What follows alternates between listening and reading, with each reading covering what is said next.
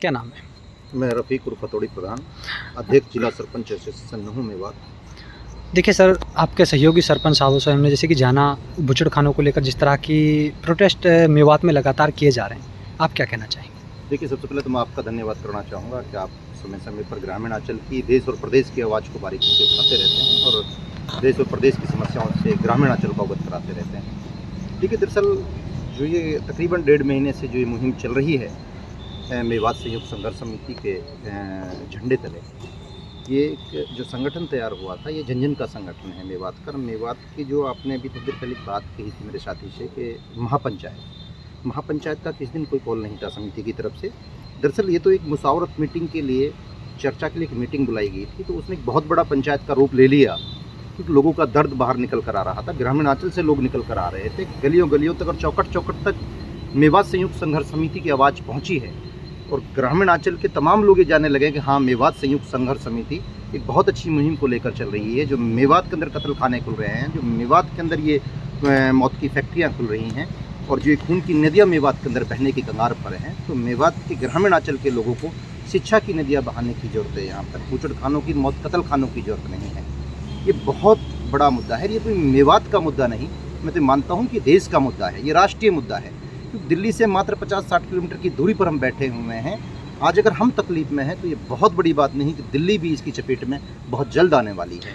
क्योंकि बहुत बड़ी तादाद के अंदर जो मेवात के अंदर ये मौत की जो फैक्ट्रियाँ लगने जा रही हैं, कत्ल खाने लगने जा रहे हैं, तो इनकी चपेट में दिल्ली और फरीदाबाद और गुड़गांव भी बचने वाला नहीं है। तो ये बहुत बड़ा मुद्दा है। तो हमने इसका पार्लियामेंट से लेकर के, विधानसभा से लेकर के, एडमिनिस्ट्रेटर से लेकर के सबके पास अपने संदेश को पहुंचाने का काम किया है और निश्चित तौर पर हमें उम्मीद है और इसके रिजल्ट भी आने लगे हैं। मेवात संयुक्त संघर्ष समिति के तमाम साथियों की मेहनत रंग लाने लगी है और उस पर काम होने लगा है। तो थोड़ा 10% हम इसमें कामयाबी की ओर जा रहे हैं। बहुत जल्द हम कम्प्लीटली कामयाबी की तरफ होंगे। प्रधान जी देखिए, जो हमारे मेवात में बड़े लेवल पर ये फैक्ट्रियाँ हैं, उनकी तरफ से जब हम निकलते हैं तो सर सांस लेना भारी हो जाता है। और जो वहाँ पर लोग स्थापित हैं, उन लोगों का किस तरह का वहाँ पर उनको सांस लेना, किस तरह की उनको बीमारियों को झेलना पड़ रहा है, उसको लेकर सर आप क्या कहना चाहेंगे? दरअसल बेशक इसमें कोई शक नहीं कि आज ग्रामीण अंचल में जहाँ पे फैक्ट्रियाँ लगी हुई हैं, नियर बाई उन गाँवों के अंदर आप जाओगे तो सैकड़ों की तादाद में कैंसर के मरीज़ मिलेंगे, सांस के मरीज़ मिलेंगे, टीबी के मरीज़ मिलेंगे। मतलब तरह तरह की बीमारियाँ जकड़ रही हैं उन लोगों को। उन गाँवों के अंदर मतलब ये नौबत आ गई है कि वहाँ किसी भी घर के अंदर आपको स्वस्थ व्यक्ति नहीं मिलेगा। बहुत ज़्यादा परेशानी को ग्रामीण अंचल के लोग झेलने का काम कर रहे हैं। इसलिए जो आप उसको महापंचायत समझने का काम कर रहे हो, ग्रामीण अंचल से लोग निकल कर आते हैं एक मीटिंग के अंदर, मुशावरत मीटिंग के अंदर, और उसे एक महापंचायत बनाने का काम कर देते हैं कि लोगों का दर्द निकल कर आ रहा है। और निश्चित तौर पर मेवात संयुक्त संघर्ष समिति के अंदर तजुर्बेकार लोग, जो बुद्धिजीवी लोग हैं, जो 1973 से समाज सेवा कर रहे हैं, हमारे बहुत काबिल एहतराम हमारे जो अपने लॉयर्स हैं, समाज सेवी हैं, रिटायर्स टीचर्स हैं, सारे के सारे बुद्धिजीवी जो लोग हैं, वो इसको लेकर चल रहे हैं, इसको लीड कर रहे हैं। और हम जैसे युवाओं को वो आगामी रणनीति तय करने का काम दे रहे हैं और अब हमारा हौसला अफजाई कर रहे हैं। तो हम उनका भी धन्यवाद करना चाहेंगे। निश्चित तौर पर जब तक इन बूचड़खानों की समस्याओं से निजात नहीं पा जाएगी मेवात, जब तक मेवात संयुक्त संघर्ष समिति का कोई भी साथी चैन से बैठने का काम नहीं करेगा। ये काम हमने जो उठाया है, बहुत मजबूती के साथ और बहुत हिम्मत के साथ और बड़े हौसलों के साथ में इसको हम लेकर चल रहे हैं और अंतिम छोर तक की लड़ाई लड़ने का काम करेंगे। प्रधान जी, एक तरफ देखा जाए स्टेट सरकार हो, केंद्र सरकार हो, यदि आपकी मांग है जो बूचड़खानों को लेकर, अगर उनको नहीं सुनती है तो आगे किस तरह की आपकी रणनीतियाँ रहेंगी, क्या कहेंगे उसके लिए? दरअसल अगर सरकार तक हमने अपना संदेश पहुंचाया है, अगर सरकार ने हमारी बातों को मानने का काम नहीं किया, ग्रामीण अंचल के जन जन की आवाज़ को सुनने का काम नहीं किया, इनके दर्द को सुनने का काम नहीं किया, इनकी पीड़ा को सुनने का काम नहीं किया, तो निश्चित तौर पर मेवात का जन जन रोडों पर निकल करके बड़े आंदोलन की तरफ रुख करने का काम करेगा। अगर हमें दिल्ली तक भी पैदल मार्च निकालना पड़ा तो हम दिल्ली जंतर मंतर का घेराव करने का काम करेंगे। अगर हमें यहाँ से पैदल चल के चंडीगढ़ तक का सफ़र तय करना पड़ा तो हम निश्चित तौर पर उसे भी पीछे हटने का काम नहीं करेंगे। हम विधानसभा में भी टकराने का काम करेंगे, हम लोकसभा से भी टकराने का काम करेंगे। और जो रूलिंग पार्टी के नेता मेवात के अंदर बड़े बड़े भाषण देकर के बड़े बड़े प्रलोभन की बात करते हैं, उन नेताओं को भी कभी यहाँ मेवात के अंदर बहिष्कार किया जाएगा, बाईकाट किया जाएगा। कि मेवात का युवा जाग चुका है, मेवात का समाज सेवी जाग चुका है, मेवात का बुद्धिजीवी जाग चुका है। ये किसी एक व्यक्ति का मुद्दा नहीं, ये तमाम मेवात के जन जन का मुद्दा है।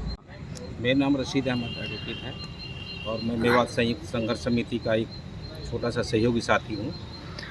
देखिए सर, हमारे मेवात की हम बात कर रहे हैं क्योंकि बूचड़खानों से पूरा मेवात नहीं, हम बात करें आसपास का क्षेत्र, इससे प्रति सर क्या कहेंगे आप इसके लेकर? भाई ये मेवात में ये 100 बातन की एक बात है, ये मीट फैक्ट्री ना, ये हमको मौत की फैक्ट्री लगाई है और यहाँ से पूरे इलाको बचाना है। हमारे बालक मर रहे हैं, हमारे बुजुर्ग मर रहे हैं, हमारे नौजवान मर रहे हैं। तो भाई कुल मिला के 100 बातन की एक बात, इन मीट फैक्ट्री ने हम ना लगन दे सही। अभी तो हम सरकार शासन प्रशासन को सबको सचेत कर रहे हैं कि भाई यहाँ जहाँ पे हटा लो हमारे पास जो मौत की फैक्ट्री लगाई है कि हमारा इलाका उजड़ रहा है, कि हम वो ये इलाका मेवात एक ऐसा भोला भाला और भाईचारे का एक इलाका है और वतन परस्त इलाका है कि हम मुगलन से ना भगे, ना हम इन अंग्रेजन से भगे। लेकिन ये जो अरबपति ने हम पे मौत की फैक्ट्री लगाई हैं, या तो हमके मौत देंगे या हम यहाँ से पलायन कर जाएंगे। लेकिन अब हमने एक सोचा कि जब हम 1947 के बंटवारे में भी पाकिस्तान हम ना जा पाए, हमें अपनी मातृभूमि से इतना प्यार है, तो कुल मिला के ज़मीन है हम ना छोड़ से लास्ट में इन मैट फैक्ट्री ने या तो शासन प्रशासन कानूनी तरीके से बंद कर दे, लास्ट में ना करेंगे बंद तो फिर हम अपनी पूरी आवाम को लेकर सड़कों पर उतरेंगे, बूचड़खानों को ताले भी लगाएंगे, इन उद्योगपतियों को घेरेंगे, अपना लीडर साहिबान को भी घेरेंगे। कुल मिला के हम पे 100 बातों की एक बात है, हम इन बूचड़खानों को बंद करा के रहेंगे, चाहे कोई हमें कोई भी कुर्बानी देनी पड़ जाए, हम उससे मेवातवासी पीछे नहीं हटेंगे। सर आपके मौजूदा लोग थे जिन्होंने महापंचायत को लेकर लगातार प्रोटेस्ट किया जा रहा है, आप क्या कहना है? क्योंकि आप लगातार इन चीज़ों को आप लोग देख रहे हैं, क्या कहेंगे? हमारा जो प्रोटेस्ट 27 जुलाई से चला है आंदोलन, अब तक हम इस हालत पे पहुंच चुके हैं कि ये जन जन का आंदोलन बन चुका है। मेवात का बच्चा बच्चा इससे वाकिफ हो चुका है। इस समस्या से निजात पाने के लिए याद रखें सभी मेवाती कि आज नहीं कल बूचड़खाने हमें पलायन नहीं करें, ये पलायन कर जाएंगे मेवात से। और मेवात संयुक्त संघर्ष समिति इस बात के लिए बाध्य है कि ये आंदोलन जब तक हमारा आंदोलन चलते रहेगा, जब तक ये जो मतलब बूचड़खाने मेवात से नहीं भाग जाएंगे। बूचड़ भगाओ मेवात बचाओ जो नारा है, इसको हम सार्थक सिद्ध करके रहेंगे इंशाल्लाह। हमें उम्मीद है मेवात का बच्चा बच्चा, महिलाएं, स्टूडेंट्स, वकील, समाज सेवक, सभी सरपंच साहबान, सभी विधायक, सभी नेतागण इसमें जुड़ेंगे और ये एक सी आवाज़ बनेगी, मेवात प्रदूषण मुक्त बनेगा इंशाल्लाह। हमें